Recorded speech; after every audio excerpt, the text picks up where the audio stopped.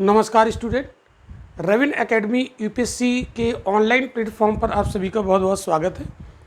हम लोग पढ़ रहे थे इंडियन पॉलिटी और इंडियन पॉलिटी में अभी हम लोगों ने इमरजेंसी, प्रेसिडेंट कवर किया है और पार्लियामेंट हमने शुरू किया है। पार्लियामेंट का एक लेक्चर अभी तक पढ़ाया जा चुका है और जिसमें हमने डील किया था राज्यसभा। तो राज्यसभा की हमने शक्तियाँ देख ली थी, लोकसभा से उसकी कंपैरिजन किया था कि किस मामले में राज्यसभा लोकसभा की पावर बराबर है और किस मामले में मतलब राज्यसभा की शक्तियाँ ज़्यादा हैं और किस मामले में लोकसभा की पावर ज़्यादा है।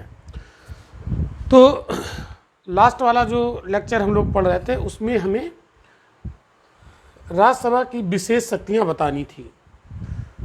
तो विशेष शक्तियाँ जल्दी से देखते हैं। तो चलिए देखते हैं विशेष शक्तियां राज्यसभा की आर्टिकल 249 और 312 में दी गई हैं। 249 और 312 में दी गई हैं, ठीक है। अब यहाँ पर मैं आपको ये समझाना चाह रहा हूँ कि भारत में शक्तियों का बंटवारा है। भारत में शक्तियों का बंटवारा है और इसके लिए भारतीय संविधान की अनुसूची 7 शेड्यूल नंबर 7 में ये बंटवारा दिया गया है और इस बंटवारा को बड़ा ही क्लियरली दिखाया गया है और इसके लिए 3 लिस्ट बना दी गई हैं, जिसमें से एक होती है यूनियन लिस्ट, दूसरी स्टेट लिस्ट और तीसरी कॉन्करेंट लिस्ट यानी समवर्ती सूची। और इनमें विषय दिए गए हैं और इन विषयों पर अगर संघ सूची का विषय है तो उस पर कानून केंद्र की विधायिका अर्थात संसद बनाएगी और अगर राज्य सूची का कोई विषय है तो उस पर कानून ऑब्वियस सी बात है कि राज्य की विधायिका के द्वारा बनाया जाएगा। और समवर्ती सूची है तो उस पर कानून दोनों बनाएंगे, केंद्र की विधायिका और राज्य की विधायिका। और यदि इसमें कोई विवाद हो जाता है तो वरीयता यानी प्रेफरेंस केंद्र की विधायिका को दिया जाता है, ठीक है। इसका मतलब ये है कि केंद्र की सूची के विषय पर कभी भी राज्य की विधायिका कानून नहीं बनाएगी। हेलो, सुनिए मेरी बात, कभी भी नहीं बनाएगी केंद्र की सूची के विषय पर राज्य की विधायिका। लेकिन कुछ परिस्थितियों में राज्य सूची के विषय पर केंद्र की विधायिका अर्थात पार्लियामेंट कानून बना सकती है। वही हम यहाँ पर आज समझेंगे। तो आर्टिकल 249 में क्या लिखा है? लिखा ये है कि यदि राज्यसभा अपने उपस्थित और मतदान करने वाले यानी प्रेजेंट एंड वोटिंग करने वाले सदस्यों के 2/3 बहुमत से यह सिद्ध कर दे कि राज्य सूची का कोई विषय राष्ट्रीय महत्व का है, नेशनल इम्पोर्टेंस का है, तो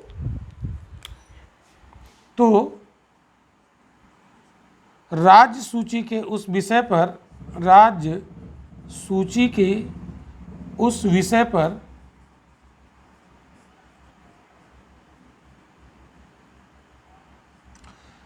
संसद को कानून बनाने का अधिकार मिल जाता है। बनाने का अधिकार मिल जाता है।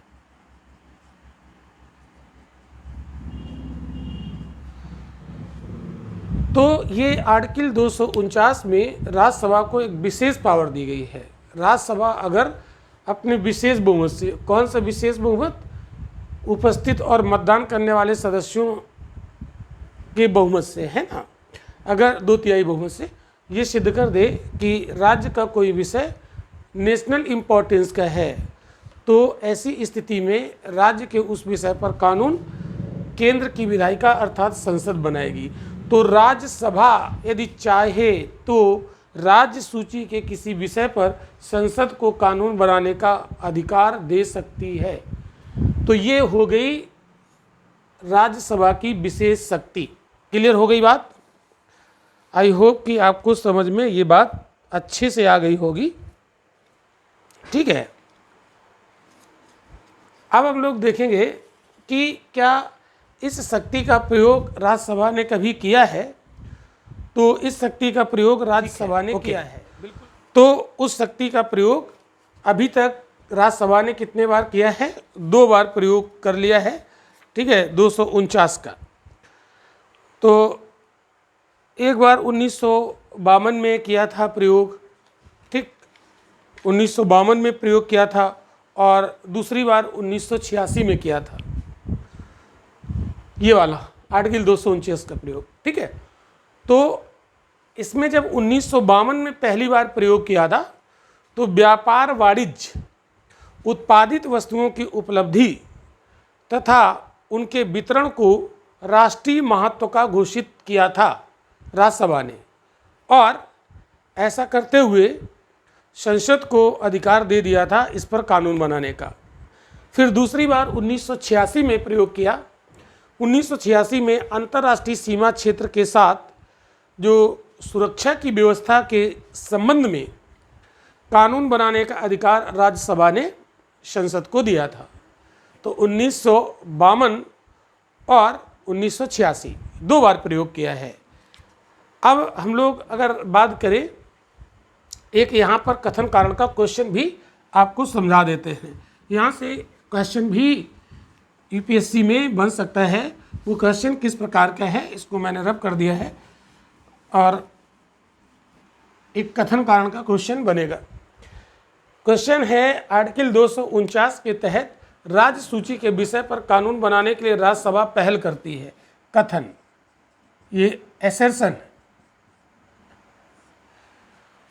अनुच्छेद 249 के तहत, अनुच्छेद 249 के तहत राज्यसभा राज्य सूची के विषय पर, राज्य सूची के विषय पर कानून बनाने की पहल करती है। कानून बनाने की पहल करती है।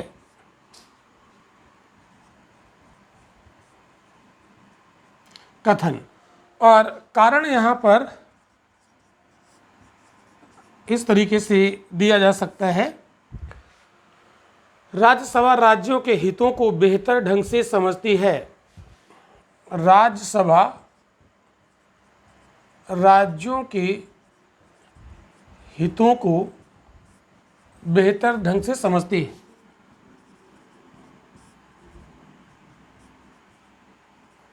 ढंग से समझती है। अगर इस तरीके का क्वेश्चन आ जाए तो आप इसमें क्या आंसर लगाएंगे? तो ये क्वेश्चन एसेशन और रीजन का होता है। इसमें 4 विकल्प दिए रहते हैं। पहला विकल्प दिया रहेगा, कथन कारण दोनों सही हैं और कारण कथन की सही व्याख्या करता है। दूसरा दिया रहेगा, कथन कारण दोनों सही लेकिन कारण कथन की सही व्याख्या नहीं करता।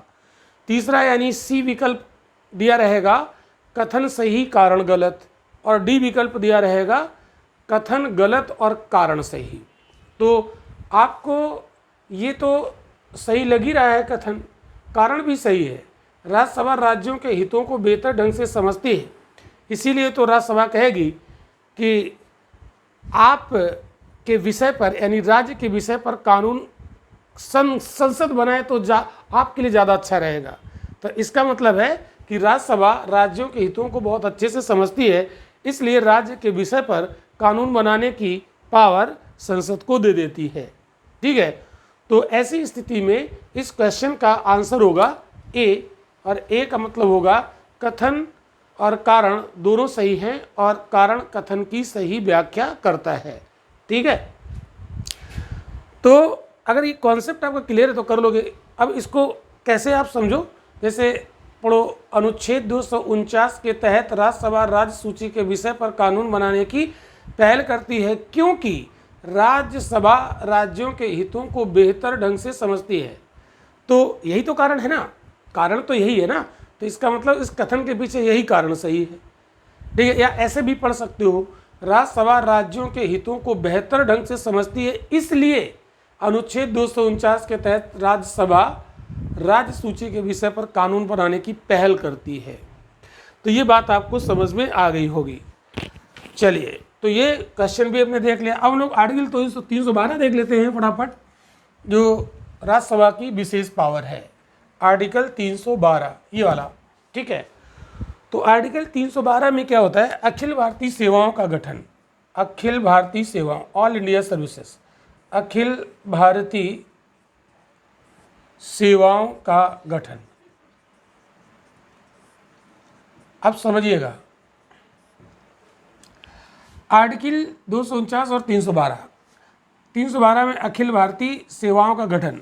अब ध्यान समझिएगा, इसमें लिखा क्या है, आर्टिकल 312 में क्या लिखा है, अगर राज्यसभा अपने उपस्थित और मतदान करने वाले सदस्यों के 2/3 बहुमत से ये सिद्ध कर दे कि यदि संसद केंद्र और राज्यों के लिए संयुक्त रूप से अखिल भारतीय सेवाओं का गठन करे तो ये राष्ट्र हित में ज़्यादा सही होगा।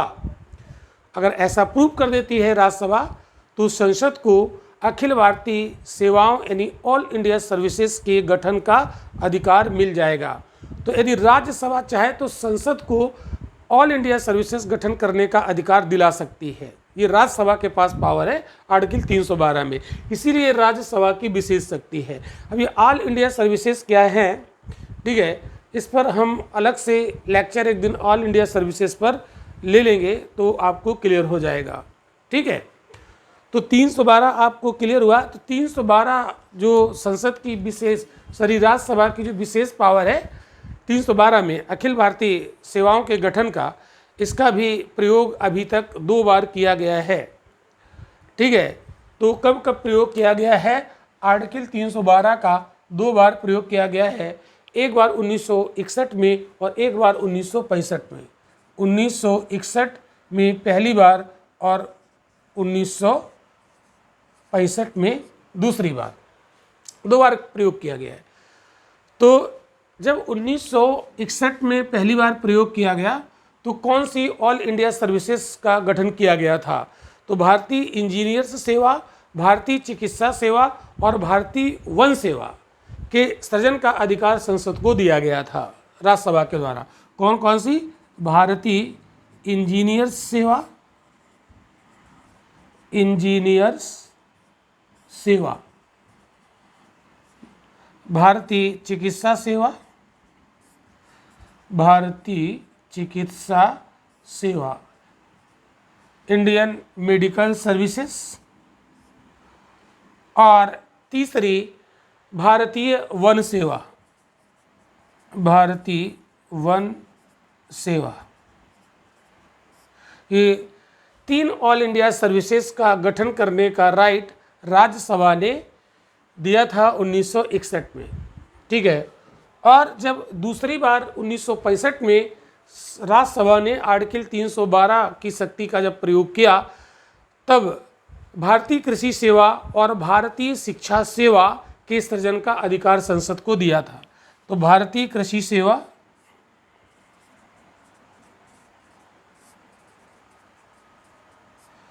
और भारतीय शिक्षा सेवा,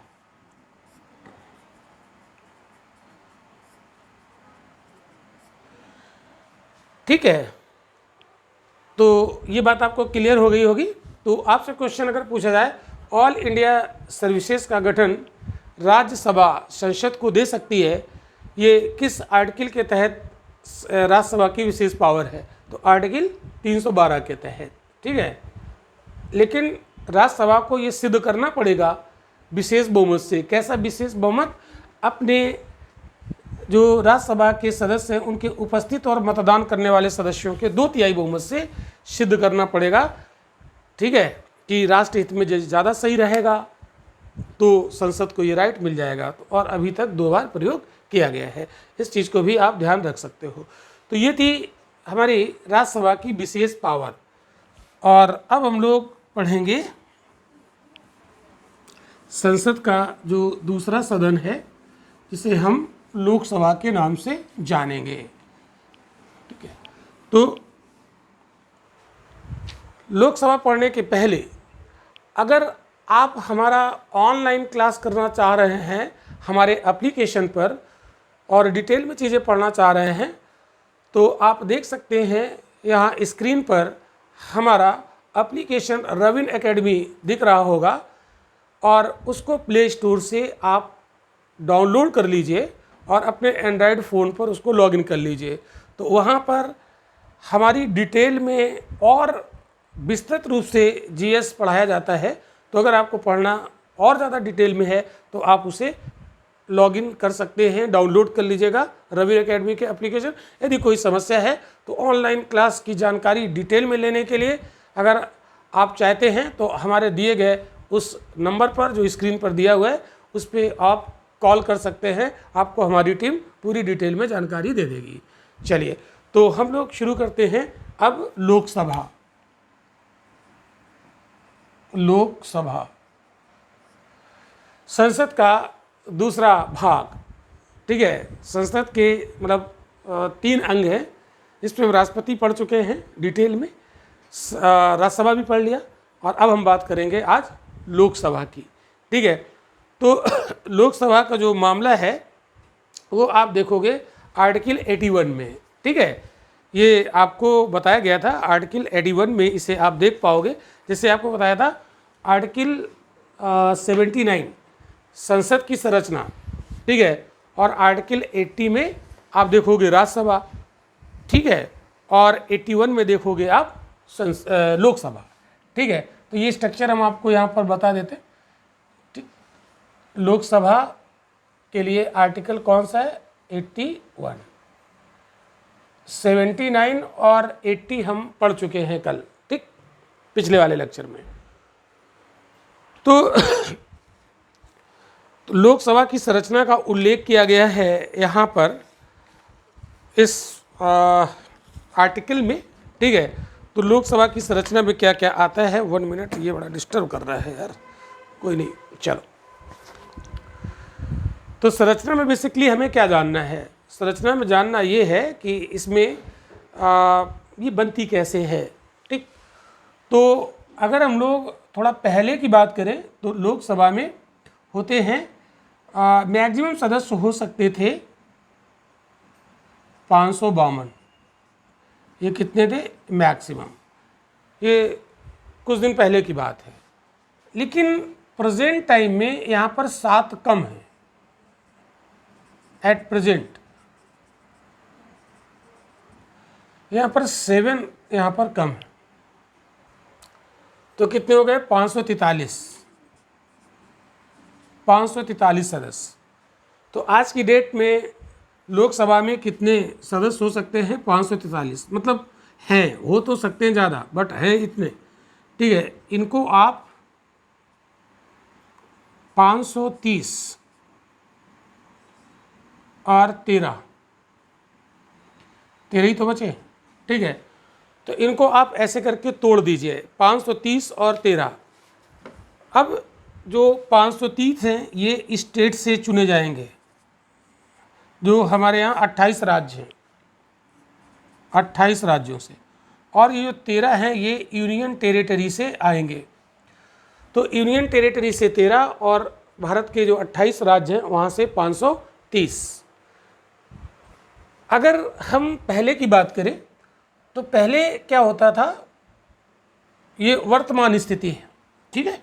इसके पहले की अगर हम लोग बात करें तो ये 552 में जो 2 सदस्य होते थे, इसको आप ऐसे तोड़ सकते हो, 550 + 2, ठीक है, 550 + 2।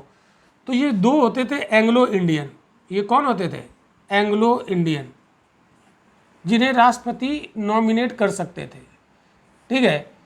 तो अब एंग्लो इंडियन को लोकसभा में नॉमिनेट करने का जो प्रावधान वो हटा दिया गया, तो 2 ये कम हो गए और यहाँ पर 5 और कम होते हैं, ठीक है।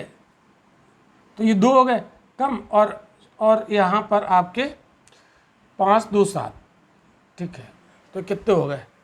7, 1 मिनट, ये जो यहाँ पर हमने 7 कम किए हैं, इसको थोड़ा सा आप देख लीजिए कि ये कैलकुलेशन आपको लग रहा होगा मैच नहीं कर रही। ये जो 2 है ना, ये अब हटा ही दिए गए, ठीक है। यानी जो 2 का प्रावधान था एंग्लो इंडियन वाला, अब ये नहीं रहे, ये प्रोविजन ही खत्म कर दिया गया। तो अब मैक्सिमम 550 हो सकते हैं, और 550 में 7 कम हो गए तो कितने बचे, 543। तो ये जो प्रोविजन ये खत्म हो गया, तो ये यहाँ पर खत्म हो गया, और 7 यहाँ पर ये 550, 545 2, ठीक है, तो 43 बचे। ओके, ठीक, क्लियर होगी बात। तो ये पहले का प्रावधान था, और ये वर्तमान प्रावधान है, प्रेजेंट टाइम का। इतनी बात आपको ध्यान रखनी।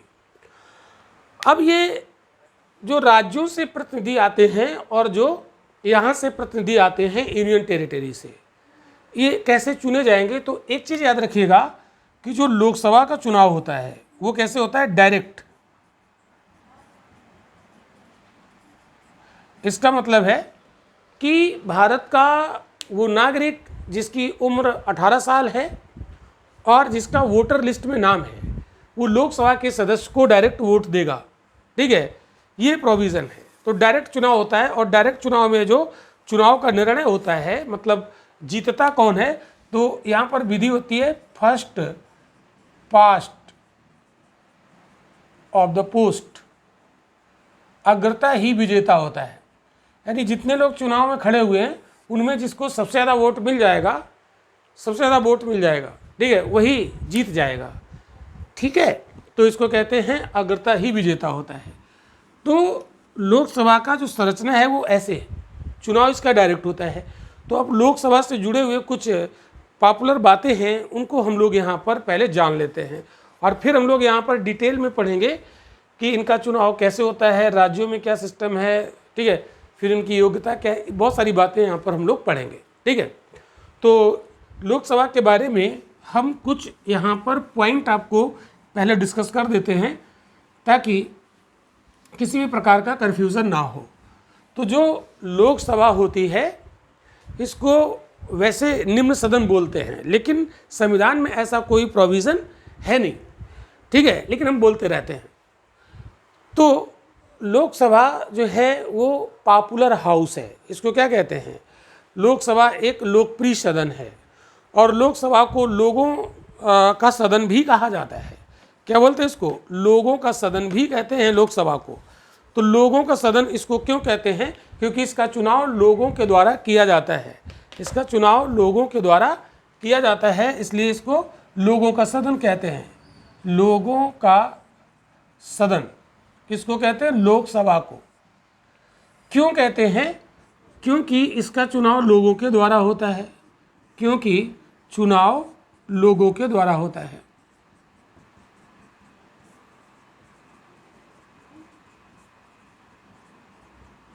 देश की जनता का वास्तविक प्रतिनिधि यही होती है, ठीक है। देश की जनता को वास्तविक रूप से कौन रिप्रेजेंट करती है, लोकसभा, ठीक है, ये बात भी आपको याद रखना है। तो लोकसभा का जो चुनाव होता है इसको आम चुनाव कहते हैं, जनरल इलेक्शन बोला जाता है, इसीलिए इसको आम क्यों कहते हैं, देखो इसको लोकसभा का जो चुनाव होता है, लोकसभा का चुनाव, इसको क्या बोलते हैं, आम चुनाव, आम चुनाव।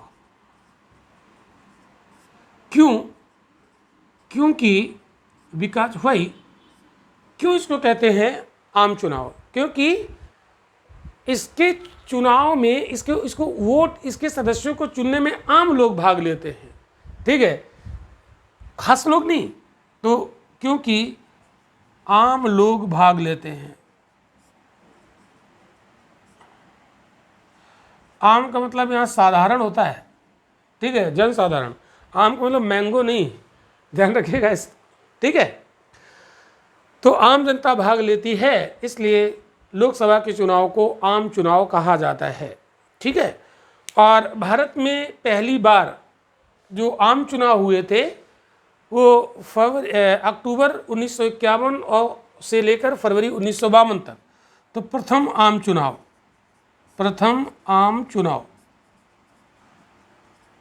कब से कब तक हुए थे ये, अक्टूबर 1951 से फरवरी 1952, अक्टूबर 1951 से लेकर फरवरी 1952 तक चले थे।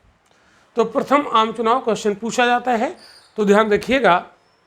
अब लोगों को मतलब जो लोकसभा है इसको भावना का सदन भी बोला जाता है ना, लोगों की भावनाओं का सदन है। तो लोकसभा को और क्या बोलते हैं, इसको मैं रब कर देता हूँ, लोगों की भावनाओं का सदन कहते हैं। देखो कैसे,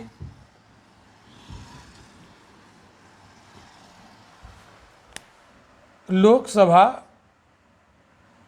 लोगों की भावनाओं का सदन है।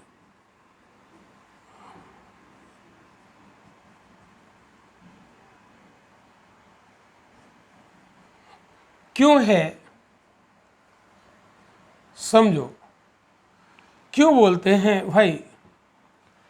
इसको लोगों की भावनाओं का सदन इसलिए कहते हैं कि आप देखो भारत में जो चुनाव होता है तो लोगों का अगर आपने दिल जीत लिया, ठीक है, लोगों की भावनाओं को आपने अगर समझ लिया और उनके जैसी अगर हम लोग बातचीत करने लगे तो लोग भावनाओं में बह जाएंगे और आपको वोट दे देंगे और आपकी पार्टी जीत जाएगी।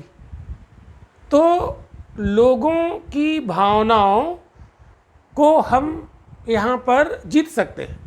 कहने का मतलब ये है कि अगर किसी पार्टी को बहुमत मिला तो उसमें लोग भावनात्मक रूप से जुड़ गए और भावनाओं से जुड़कर उस पार्टी को वोट दे दिया, ठीक है, और वो पार्टी जीत गई। तो जो पार्टी जीतती है वो उसमें लोगों की भावनाएं हैं। नहीं, जैसे आप देखते हैं जब चुनाव होता है तो जो लीडर होते हैं, जो पार्टी के नेता होते हैं, वो लोगों को रिझाने के लिए, लोगों की भावनाओं को जीतने के लिए उनके घर चले जाते हैं। पता लगा किसी गरीब के घर में जाकर, झोपड़ी में जाकर खाना खाने लगे उनके साथ बैठकर। ऐसे आप सोशल मीडिया पे बहुत सारे वीडियोस आप देखते होंगे, है ना।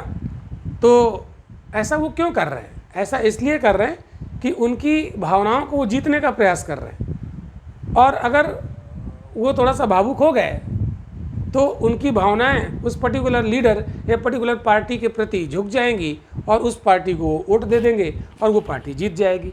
तो जो पार्टी जीतती है उसमें लोगों की भावनाएं निहित होती हैं, इसलिए वो जीतती है। भारत में कोई लॉजिक लगा के वोट नहीं देता है, भावनाओं में बह के वोट दिए जाते हैं, ठीक है। जिसको लाइक किया उस भावनात्मक रूप से जुड़ गए, उसको वोट दे दिया और वो जीत गए, ठीक है। बात आपको समझ में आ गई। तो लोकसभा को भावनाओं का, लोगों की भावनाओं का सदन कहते हैं। क्लियर हो गया होगा आई होप कि, ठीक है। अब हम लोग बात करेंगे कि प्रथम लोकसभा बनी कब थी, है ना, इसका गठन कब हुआ था प्रथम लोकसभा का, इस पर भी हम लोग बात कर लेते हैं, है ना। कभी कभी फैक्चुअल क्वेश्चन पूछ जाए तो कुछ फैक्ट भी हमें पता होने चाहिए। तो प्रथम लोकसभा बनी कब थी? 17 अप्रैल 1952 को। तो प्रथम लोकसभा का गठन कब हुआ? 17 अप्रैल 1952। और आप इसे डेट के साथ याद रख सकते हैं। और इसकी पहली बैठक कब हुई, ठीक है। तो प्रथम बैठक, लोकसभा की प्रथम बैठक ये होती है 13 मई, अप्रैल के बाद मई, 13 मई 1952 को प्रथम बैठक होती है, 13 मई 1952 को। ये दोनों फैक्ट आपको ध्यान रखने हैं, ये काफ़ी इम्पोर्टेंट हैं, पूछ लिए जाते हैं। और ना भी पूछे जाएं तो हमें पता होना चाहिए कि लोकसभा का जो सफ़र है वो कब से शुरू हुआ, ठीक है। तो ये बात हमें भी ध्यान में रखनी चाहिए। ओके, चल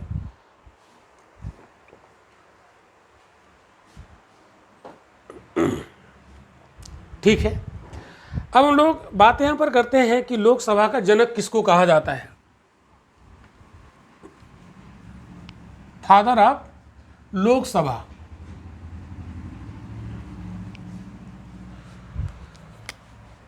लोकसभा का जनक, लोकसभा का जनक जीवी मावलंकर साहब को बोला जाता है। किसको बोलते हैं? जी.वी. मावलंकर।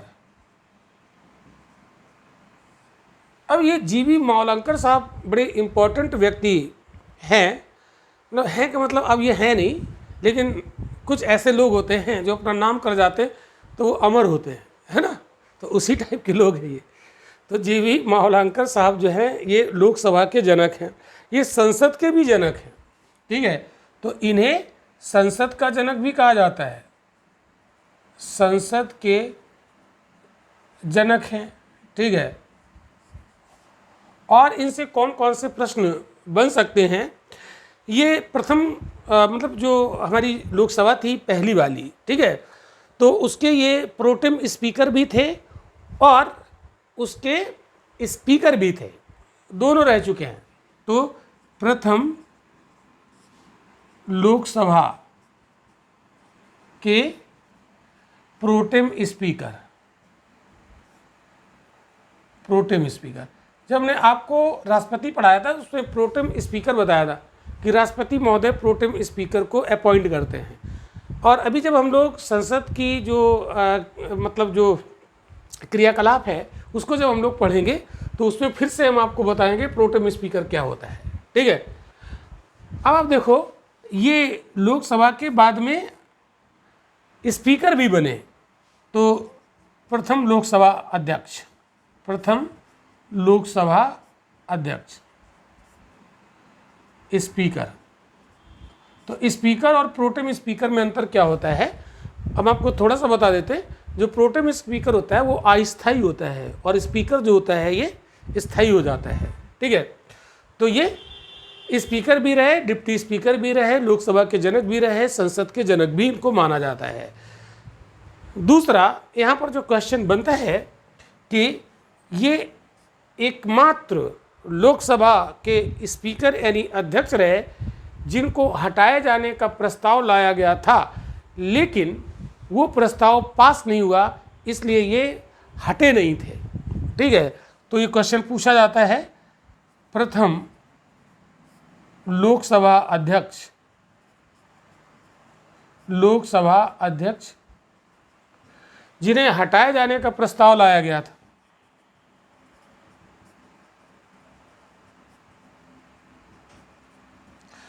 हटाए जाने का प्रस्ताव लाया गया था,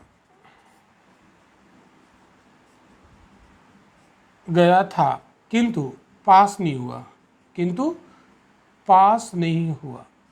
और जब पास नहीं हुआ तो ये हटे नहीं होंगे, है ना। तो पास नहीं हुआ तो ये हटे भी नहीं होंगे, ये बात आपको याद रखनी है, ठीक है। लेकिन मतलब इनको हटाने का प्रयास किया गया, मतलब तो लेकिन ये हटे नहीं क्योंकि वो पास ही नहीं हुआ हटाए जाने का प्रस्ताव। लेकिन ऊपर वाले ने ये बात सुन ली, ऊपर वाले कहते हैं कोई बात नहीं, आप को हटाए जाने का प्रस्ताव लाया गया लेकिन आप हटे नहीं, हम आपको हटा देते हैं। तो लोकसभा अध्यक्ष जो जी.वी. मावलंकर साहब थे, ये पद पर रहते हुए इनकी डेथ हो गई, ठीक है। तो जी.वी. मावलंकर साहब ये प्रथम लोकसभा अध्यक्ष थे जिनकी पद पर रहते हुए डेथ हो गई थी। प्रथम लोकसभा अध्यक्ष थे जिनकी पद पर रहते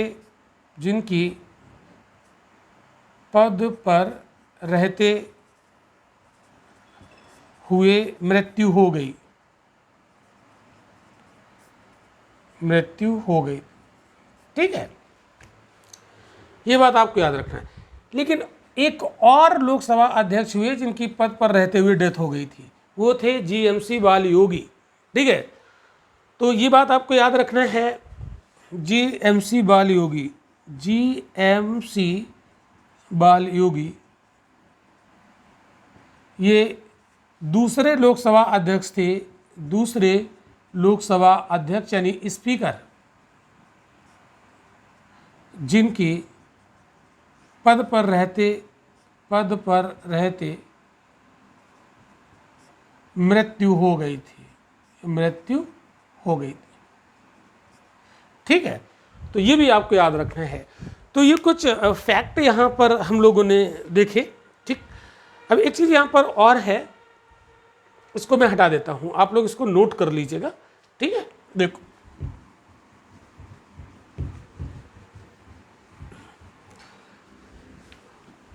चीज़ों को समझते हुए पढ़िएगा बहुत अच्छे से, थोड़ा सा धैर्य रखिएगा, लेक्चर लंबे होते हैं तो मैं धैर्य के साथ पढ़ाता हूँ, तो आप लोगों को धैर्य के साथ देखना है, ठीक है। देखना ही तो है, जो मैं पढ़ा रहा हूँ बस उसको आपको सुनना है, समझना है और नोट्स बना लेना है।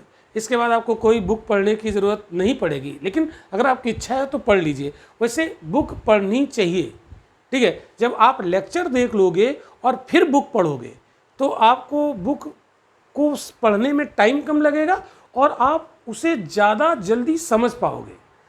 लेकिन अगर आप बुक पहले पढ़ते हो तो आपको बुक बहुत ज़्यादा आपको समझ नहीं आएगी, तो बुक को आप ज़्यादा यूटिलाइज कर पाओगे लेक्चर देखने के बाद। अगर पढ़ोगे, पहले नोट्स बना लीजिए लेक्चर देखकर, इसके बाद बुक पढ़ लीजिए, इसके बाद प्रीवियस ईयर क्वेश्चन सॉल्व कर लीजिए, बस इतना ही काम करना है सिलेक्शन के लिए, ठीक है। चलो, तो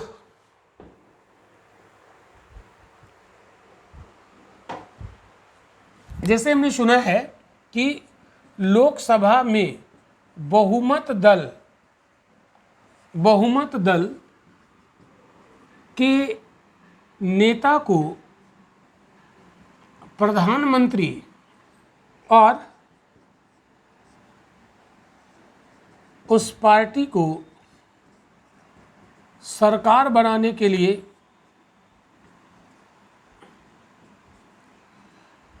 राष्ट्रपति महोदय कहते हैं।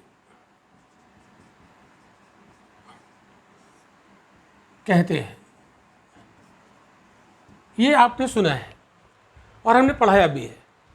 तो ये बात संविधान में कहाँ लिखी? ये संविधान में क्या है और है तो कहाँ है? तो याद रखिएगा, ये संविधान में कहीं नहीं, ठीक है। ये एक परंपरा है। ये क्या है? ये एक परंपरा है, याद रखिएगा।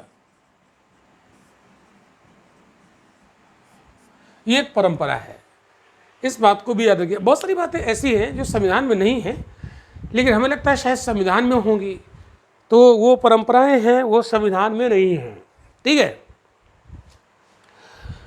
फिर जैसे हमने सुना है कि या पढ़ा है, मंत्रिपरिषद, काउंसिल ऑफ मिनिस्टर्स, मंत्रिपरिषद सामूहिक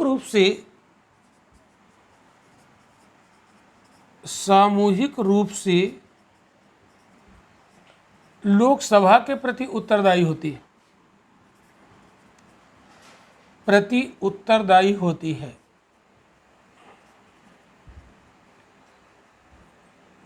ये क्वेश्चन बहुत बार पूछा जाता है, बहुत बार पूछा गया है, ये पीसीएस में भी आया है और भी एग्ज़ाम में आया है। तो अब आप ये बताओ कि ये संविधान में कहाँ है? ये संविधान में उल्लिखित है कि परंपरा है? तो ध्यान रखिएगा, इसका संविधान में उल्लेख है, आर्टिकल 75 का क्लॉज नंबर 3। तो ये बात कहाँ पर लिखी है? ये बात लिखी है संविधान में आर्टिकल 75 का क्लॉज नंबर 3, ठीक है। तो ये बात आप ध्यान रखिएगा। और चूंकि भारत में संसदीय शासन प्रणाली अपनाई गई है, पार्लियामेंट्री सिस्टम ऑफ गवर्नमेंट, तो पार्लियामेंट्री सिस्टम ऑफ गवर्नमेंट में एक विशेषता होती है, ये मंत्रिपरिषद सामूहिक रूप से लोकसभा के प्रति उत्तरदायी होती है। ब्रिटेन में जो है जो निम्न सदन है उसके प्रति उत्तरदायी होती है। तो भारत में जिसको हम निम्न सदन कह देते हैं वो है लोकसभा। तो मंत्रिपरिषद सामूहिक रूप से लोकसभा के प्रति उत्तरदायी होती है। सामूहिक रूप से उत्तरदायी होने का मतलब ये है कि अगर एक मंत्री कोई काम करता है गलत या सही, तो वो सभी मंत्रियों के द्वारा उठाया गया कदम माना जाता है, क्योंकि सामूहिक रूप से उत्तरदायित्व का सिद्धांत इसको बोलते हैं, ठीक है। कहने का मतलब ये है, भारत में मंत्रिपरिषद यानी समस्त मंत्री एक साथ डूबते हैं और एक साथ तैरते हैं, क्योंकि एक साथ मतलब सभी एक साथ डूबेंगे तो डूब जाएंगे, तैरेंगे तो तैर जाएंगे, ठीक है। क्योंकि सामूहिक उत्तरदायित्व का सिद्धांत है।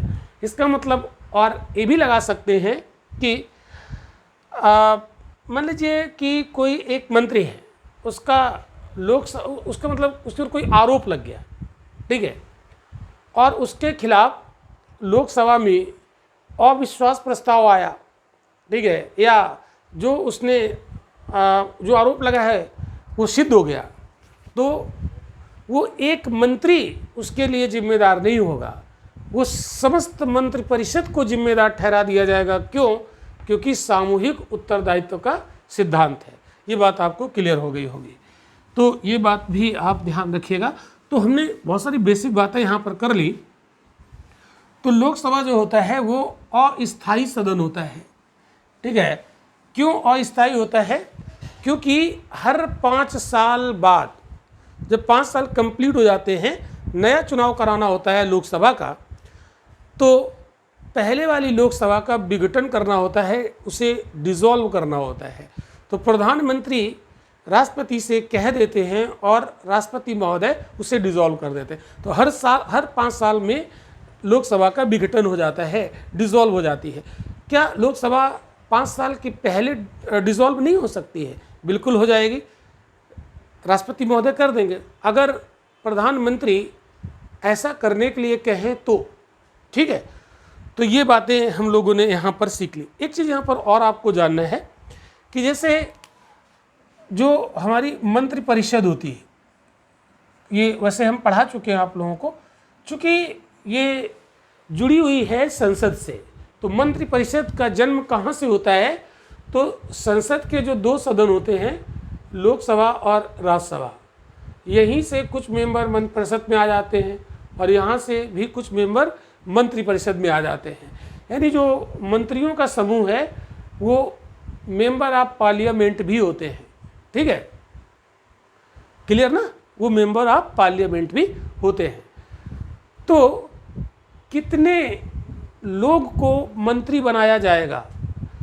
तो इसमें लोकसभा के सदस्य संख्या, लोकसभा के सदस्य संख्या का 15% से अधिक नहीं होना चाहिए। 15% से अधिक नहीं होना चाहिए।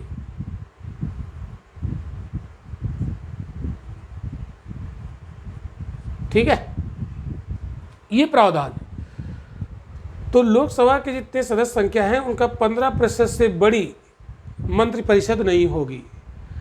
ये क्या हमारे संविधान में शुरुआत से ऐसा प्रावधान था कि बाद में इस प्रावधान को जोड़ा गया? तो बाद में इस प्रावधान को जोड़ा गया है, ठीक है, ये बात आपको ध्यान रखनी है।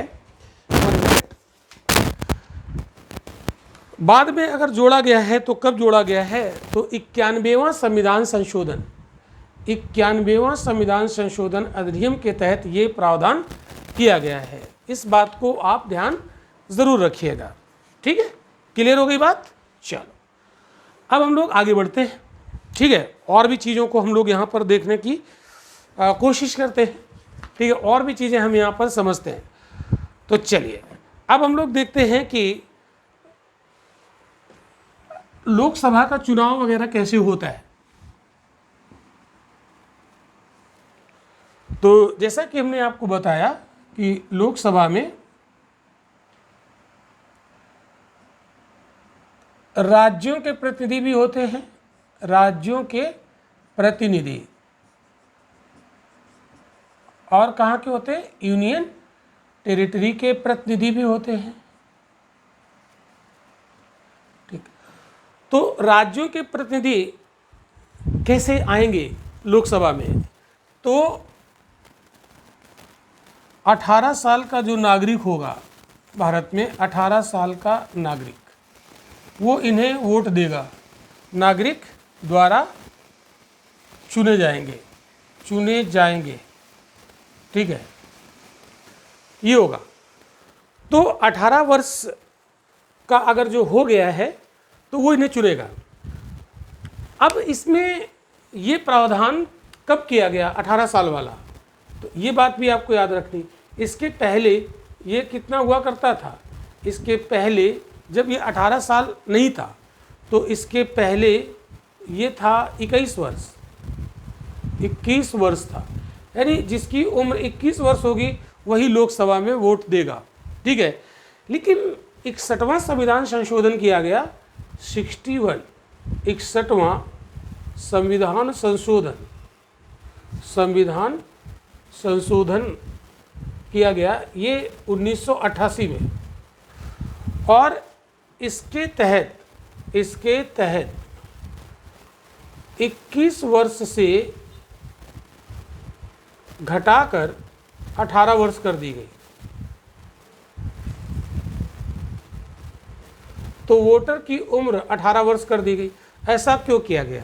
ठीक है, इसको आप ऐसे ही समझ सकते हो कि इसका मतलब है कि 18 साल का जो व्यक्ति है भारत में, वो मैच्योर हो जाता है, वो डिसीजन लेने लायक हो जाता है कि हम किसे वोट दें किसे ना दें, ठीक है। तो जैसे ही 18 वर्ष कर दी गई उम्र, तो वोटर की संख्या भारत में बढ़ गई और ज़्यादा लोग अपने लोकतांत्रिक अधिकारों का प्रयोग कर पाने में सक्षम हुए। तो ये क्वेश्चन भी पूछा जाता है हमारा प्रीलिम में आता है कि ये जो 21 वर्ष की उम्र थी उसे कब 18 वर्ष कर दी गई, ठीक है। इतनी बात आपको समझ में आ गई होगी। अब जो यूनियन टेरिटरी से लोग आएंगे, अभी हम लोग देखेंगे, अब इसके चुनाव को और आगे भी चीज़ें हम देखेंगे कि इसके लिए जो निर्वाचक क्षेत्र हैं वो बनाए जाते हैं, ठीक है। और एक निर्वाचक क्षेत्र से, है ना, एक लोगों को चुना जाता है। ये सारी चीज़ें अभी हम लोग समझेंगे, लेकिन उसके पहले हम थोड़ा सा देख लें कि यूनियन टेरिटरी के लोग कैसे आते हैं। यूनियन टेरिटरी यानी केंद्र शासित प्रदेशों से लोकसभा में जो प्रतिनिधि आते हैं वो कैसे आएंगे? तो आते यहाँ भी डायरेक्ट इलेक्शन से हैं, लेकिन हमारे संविधान में एक प्रावधान किया गया है, ये संसद को राइट दिया गया है। क्या राइट दिया गया है? संसद को यूनियन टेरिटरी के प्रतिनिधियों को चुनने की विधि निर्धारण करने का अधिकार दिया है, ठीक है। संविधान ने संसद को यूनियन टेरिटरी के प्रतिनिधियों को चुनने संबंधी विधि का निर्धारण करने का अधिकार दिया है, निर्धारण करने का राइट दिया है, अधिकार दिया है, ठीक है। ये बात आपको याद रखनी है। और इसी के तहत, है ना, संसद ने क्या किया? संघ राज्य क्षेत्र अधिनियम बनाया 1965। तो इसी अधिकार का प्रयोग करते हुए, है ना, इसी अधिकार का प्रयोग करते हुए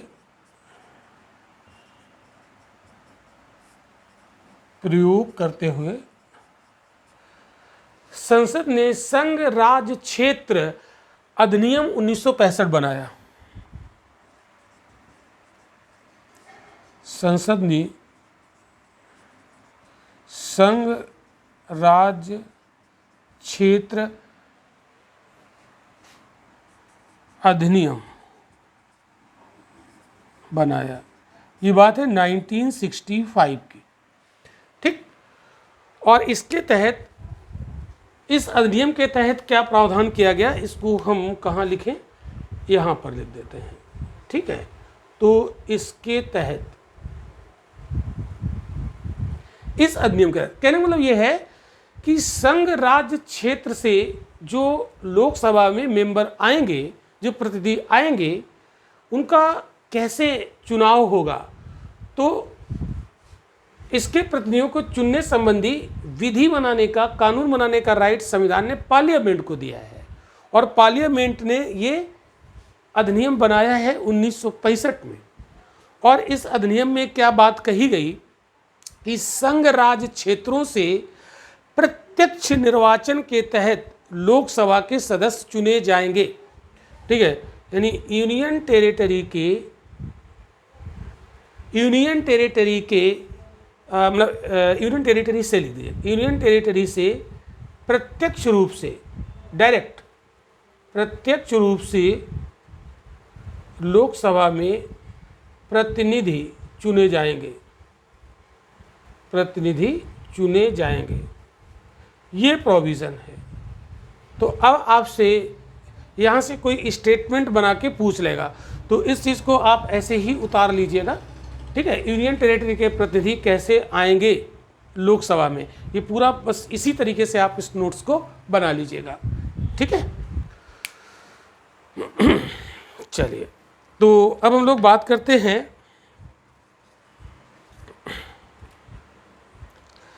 कि बना लिया ना आप लोगों ने, चलो ओके। अब आगे हम लोग देखेंगे कि प्रादेशिक निर्वाचन क्षेत्र क्या होता है।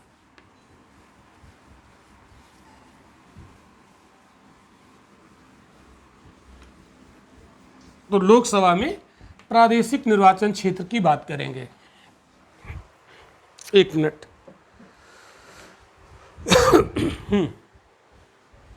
समझ आ रहा है आप लोगों को?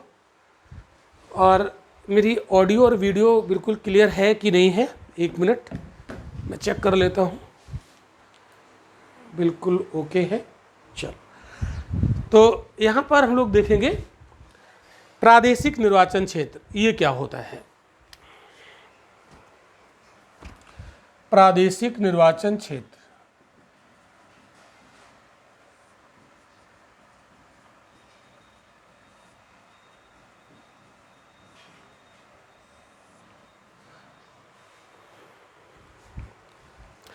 लोकसभा के चुनाव कराने के लिए सभी राज्यों को प्रादेशिक निर्वाचन क्षेत्रों में बांटा जाता है ना। लोकसभा का चुनाव कराने हेतु सभी राज्यों को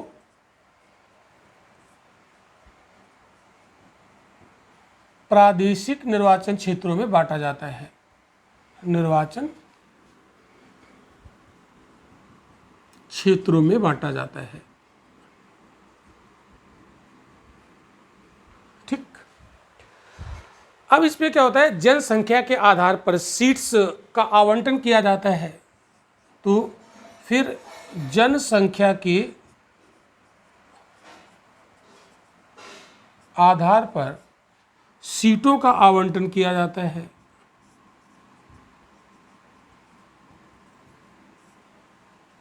आवंटन किया जाता है।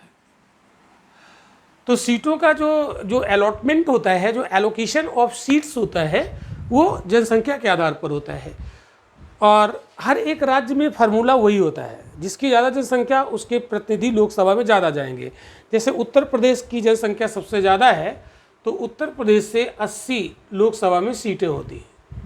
और इसीलिए कोई भी चुनाव होता है वहाँ पर यूपी का बहुत बड़ा रोल होता है। उत्तर प्रदेश से चुनाव डिसाइड हो जाते हैं, क्योंकि यहाँ पर 80 सीटें हैं लोकसभा में मात्र उत्तर प्रदेश से अकेले। तो जनसंख्या ज़्यादा है, उसी आधार पर इसे किया जाता है। अब आप देखो, अब ये जो जनसंख्या है, ये कौन से ईयर की जनसंख्या यहाँ पर ली जाती है। तो 1971 की जो सेंसस था, 1971 की जनगणना यानी सेंसस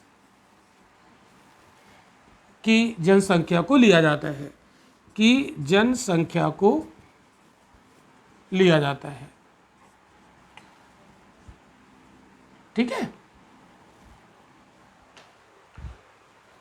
और इससे रिलेटेड आप एक संविधान संशोधन देखिए, 42वां संविधान संशोधन,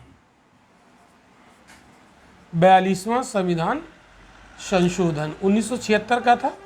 बहुत बार आपको बताया जा चुका है। अधिनियम 1976, इसमें अब इंदिरा गांधी जी का ये टाइम है 42वां संविधान संशोधन वाला।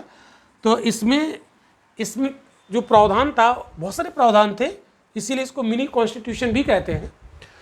तो इस संविधान संशोधन में ये प्रावधान किया गया कि 1971 की जनगणना के आधार पर जनसंख्या को देखा जाएगा और ये 2000 तक ऐसा ही रहेगा, ठीक है, 2000 तक ऐसा ही रहेगा, ठीक। सन 2000 तक 1971 की जनगणना को ही लिया जाएगा।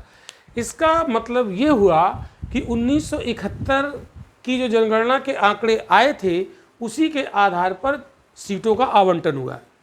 1971 के बाद और अब चल रहा है 2022, तो क्या राज्यों की जनसंख्या बढ़ी नहीं होगी?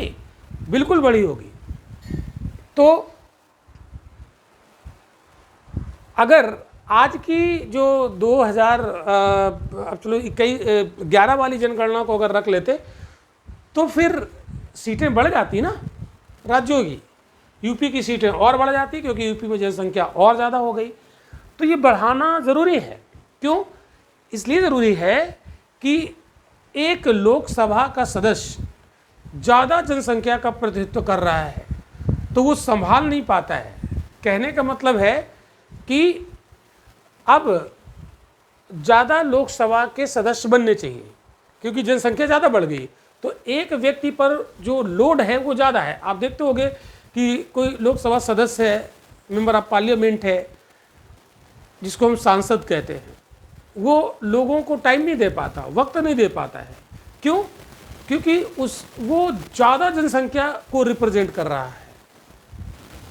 यानी एक जो लोकसभा का सदस्य होता है वो 20-25 लाख जनसंख्या को रिप्रेजेंट कर रहा है, तो उसके पास वक्त नहीं। वहाँ पर 2 लोकसभा सदस्य होने चाहिए, कम वर्डन हो, ठीक है। तो इसे बढ़ाना ज़रूरी है। लेकिन हुआ क्या, अभी एक और संशोधन हुआ था, 84वां संविधान संशोधन 2001 में, 84 संविधान संशोधन अधिनियम, ये 2001। और जानते मजे की बात इसमें क्या कह दी गई कि अब इसी 1971 की जनसंख्या के आंकड़े को कहा गया कि अब 2026 तक ऐसे ही हो रहेगा। 2026 तक बढ़ा दिया गया कि अब 2026 तक के जो चुनाव होंगे, ठीक है, उसमें भी अभी सीटें बदलेंगी नहीं, 1971 की जनसंख्या के आधार पर ही होगा। और इसके बाद जब बदलाव होगा ना, तो तब तक जनसंख्या विभिन्न राज्यों की बहुत बढ़ गई होगी, तो बहुत सारी लोकसभा की सीटें बढ़ानी पड़ेंगी। इसका मतलब है कि जितने भी बेरोजगार युवा हैं उनके लिए बहुत अच्छा हो जाएगा, क्योंकि लोकसभा में सीटें बढ़ जाएंगी तो उन्हें चुनाव लड़ने का मौका मिलेगा, है ना। तो जो लोग बेरोजगार हैं वो टेंशन ना लें, है ना, वो अपना पॉलिटिक्स में भी कैरियर यहाँ पे आजमा सकते हैं, क्योंकि यहाँ पर सीटें बढ़ेंगी आगे चलकर। क्लियर हो गई बात? तो हर राज्य में यही नियम लगेगा जनसंख्या के आधार पर, तो किसी भी राज्य के साथ भेदभाव नहीं होगा। बात आप समझ रहे हो? जितनी ज़्यादा जनसंख्या होगी उतनी ज़्यादा सीटें मिल जाएंगी, कम जनसंख्या होगी कम सीटें मिलेंगी। सिंपल सी बात है, सीधा सा कॉन्सेप्ट है, ठीक। अब हम लोग यहाँ पर बात करते हैं SC ST का क्या मामला है, ठीक है। तो SC ST को लोकसभा में रिजर्वेशन दिया गया है, तो इसको भी हम लोग यहाँ पर समझ लेते हैं। तो लोकसभा में SC ST के लिए आरक्षण के लिए रिजर्वेशन,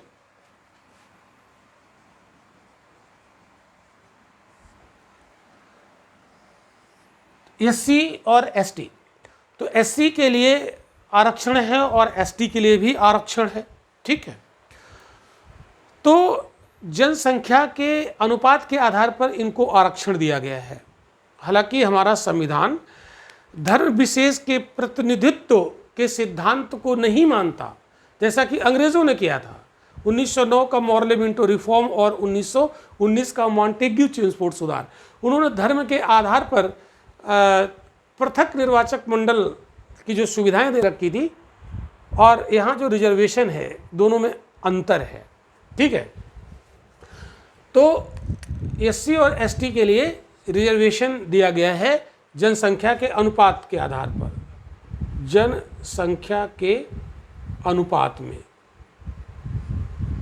ठीक है, तो जैसे लोकसभा का चुनाव होगा तो कह दिया जाएगा कि यहाँ पर इतने परसेंट जो सीटें हैं वो एससी की होंगी, इतनी एसटी की होंगी, इस तरीके का रिजर्वेशन दिया जाता है। तो ध्यान ये रखना है कि जैसे मान लो एससी कैंडिडेट कहीं पर चुनाव लड़ रहे हैं, ये इनकी सीट रिजर्व है, ठीक है, रिजर्व है, तो कोई दूसरा चुनाव नहीं लड़ेगा, लेकिन एससी को वोट सभी को ही देगा, है ना, वोट सभी देंगे, चाहे वो मतलब एससी भी वोट देंगे, जनरल भी वोट देंगे, सब ओबीसी सब कोई वोट देगा। लेकिन जो पृथक निर्वाचक मंडल होता है, सेपरेट इलेक्टोरेट, उसमें क्या होता है, जो चुनाव लड़ेगा उसी कौम के लोग उसे वोट देंगे और कोई देगा ही नहीं। तो वो बड़ा खतरनाक चीज़ होती है, ये खतरनाक नहीं, ठीक है। दूसरी चीज़ आपको ये भी याद रखना है कि ये रिजर्व सीट पर तो चुनाव लड़ेंगे ही लड़ेंगे, और साथ में ये सामान्य सीट पर भी चुनाव लड़ सकते हैं, सामान्य सीट पर भी चुनाव लड़ सकते हैं, ये बात भी आपको याद रखनी है। तो जो सीटें रिजर्व में वो तो हैं ही, और सामान्य सीट पर भी चुनाव लड़ सकते हैं, दोनों बातें यहाँ पर हैं। अब यहाँ पर हुआ क्या, शुरू में ये आरक्षण संविधान जब लागू हुआ था तो लोकसभा में एससी और एसटी के आरक्षण का प्रावधान 10 साल के लिए किया गया था। तो प्रारंभ में आरक्षण 10 साल के लिए था। कितने वर्ष के लिए? 10 वर्ष के लिए, यानी 1960 तक था। 1950 में संविधान लागू हुआ, 10 साल के लिए इनको रिजर्वेशन दिया गया, तो इसका मतलब क्या हुआ, 1960 तक के लिए था, ठीक है। लेकिन जब 1960 बीत गया, अच्छा आरक्षण क्यों दिया जाता है, क्योंकि इनको भी पॉलिटिक्स में जाने का मौका मिले, ठीक है, इसलिए इनको रिजर्वेशन दे दिया जाता है। तो 1960 जब हो गया तो पता चला कि अभी भी ज़रूरत है इसकी रिजर्वेशन की, ठीक है। तो इसके लिए हर 10 वर्ष बाद 10 वर्ष के लिए बढ़ा दिया गया। तो इसके बाद प्रत्येक 10 वर्ष में 10 वर्ष के लिए बढ़ाया गया, 10 वर्ष के लिए बढ़ाया गया, ठीक। तो ये हर 10 वर्ष के बीतने के बाद 10 वर्ष के लिए बढ़ा दिया जाता है, ये सब चल रहा है। सॉरी, तो ये बात आपको थोड़ी सी ध्यान रखनी है एससी के लिए और एसटी के लिए, क्योंकि जनसंख्या एससी की ज़्यादा है तो 84 और इनके लिए 47, ये रिजर्वेशन है, ये आप ध्यान रख सकते हो, ठीक है।